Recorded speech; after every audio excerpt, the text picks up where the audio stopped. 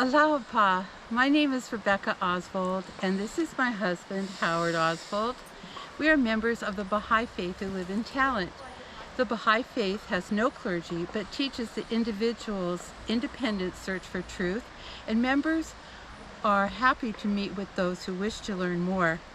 That said, although we study the teachings left to us by our messenger Baha'u'llah and work to follow the example of his son Abdu'l-Baha, whose lifelong practice was selfless service to humanity, when we speak, the voice is merely our own.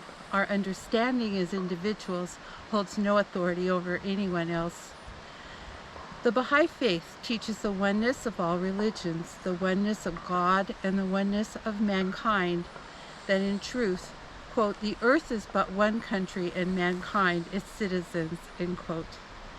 We believe in the equality of women and men, the supreme importance of the education of children, the imperative of social justice and equity for all peoples of the world, and the eventual promise of world peace. In speaking toward the process of recovering, I want to say that in my view, the cycles of creativity, sustenance, and loss or closure are constantly recurring in all of our lives as humans and always have been.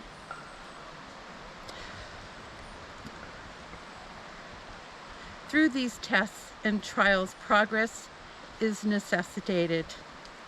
Still, no one I know has experienced anything like what we have experienced as a species in recent times, and this new era seems more and more growing increasingly fraught and dangerous on more levels than I have time or will to express, while progress itself seems to be concurrently rushing into outer space at hyperspeed.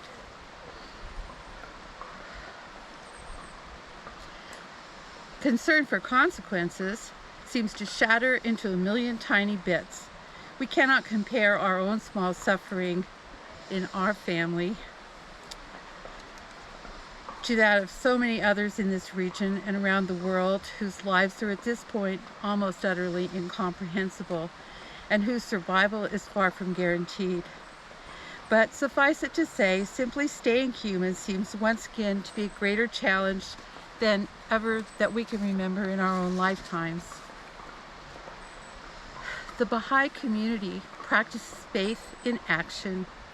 Our efforts may seem small and uncoordinated, but they are unified by study of the teachings and prayers by which we aim to live our lives and to share with others, working together for our similar practical and spiritual goals, consorting with the followers of all faiths, quote, in a spirit of friendliness and fellowship. We embrace opportunities to make new friends from within other faith communities and traditions, and those with none at all who care to help make the world a better place, and by acts of common decency, caring, and commendable conduct, instill hope in the hearts of others. I would like to share today a simple short prayer for our local efforts that was revealed by Abdu'l-Baha over a century ago when this faith was very young and vulnerable, addressed specifically to the Western United States. It is, in my view, a plea for help, a cry for supplication and support, and a statement of our own needs, shortcomings, and outrageously optimistic and ideal hopes for all humanity. And for this, I am supremely thankful today and always.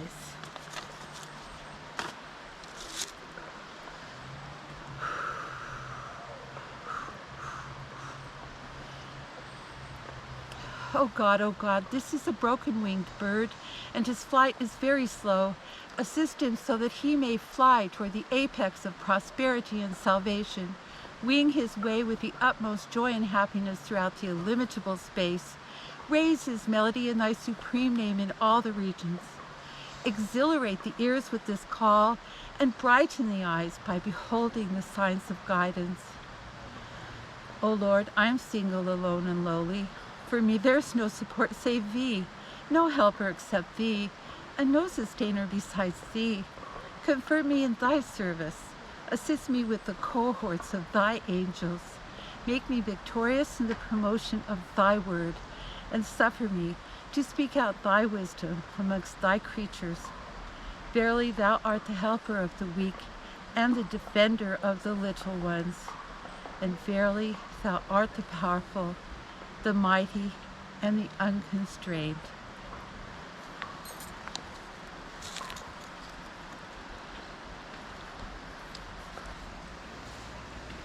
What oppression is more grievous than that a soul seeking the truth and wishing to attain to the knowledge of God should not know where to go for it and from whom to seek it? Today, all the peoples of the world are indulging in self-interest and exert the utmost effort to promote their own material interests. They are worshiping themselves and not the divine reality nor the world of mankind.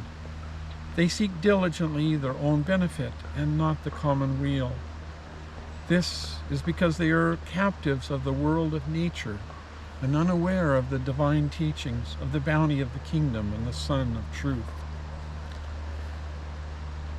The crass materialism which lays excessive and everlasting emphasis on material well-being, forgetful of those things of the Spirit on which alone a sure and stable foundation can be laid for human society.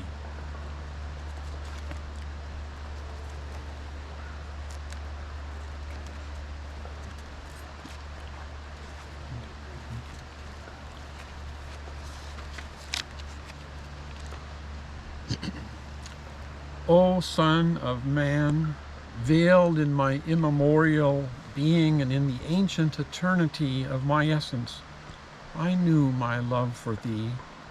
Therefore I created thee, have engraved on thee mine image, and revealed to thee my beauty. O Son of Spirit, my claim on thee is great. It cannot be forgotten. My grace to thee is plenteous.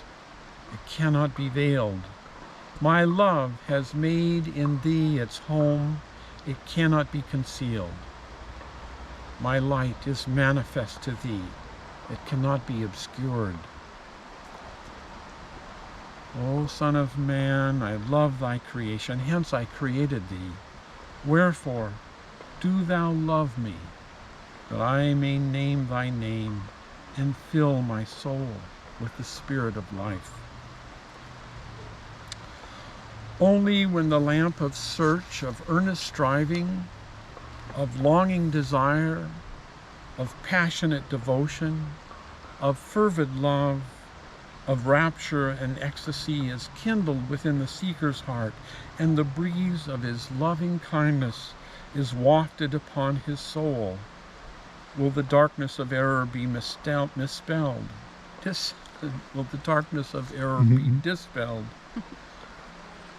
The mists of doubts and misgivings be dissipated, and the lights of knowledge and certitude envelop his being. At that hour will the mystic herald, bearing the joyful tidings of the Spirit, shine forth from the city of God resplendent. And through the trumpet blast of knowledge will awaken the heart, the soul, and the spirit from the slumber of negligence. Then will the manifold favors and outpouring grace of the Holy and everlasting Spirit confer such new life upon the seeker that he will find himself endowed with a new eye, a new ear, a new heart, and a new mind. He will contemplate the manifest signs of the universe and will penetrate the hidden mysteries of the soul. Gazing with the eye of God, he will perceive within every atom a door that leadeth him to the stations of absolute certitude. He will discover in all things the mysteries of divine revelation and the evidences of an everlasting manifestation. Oh God, make me a house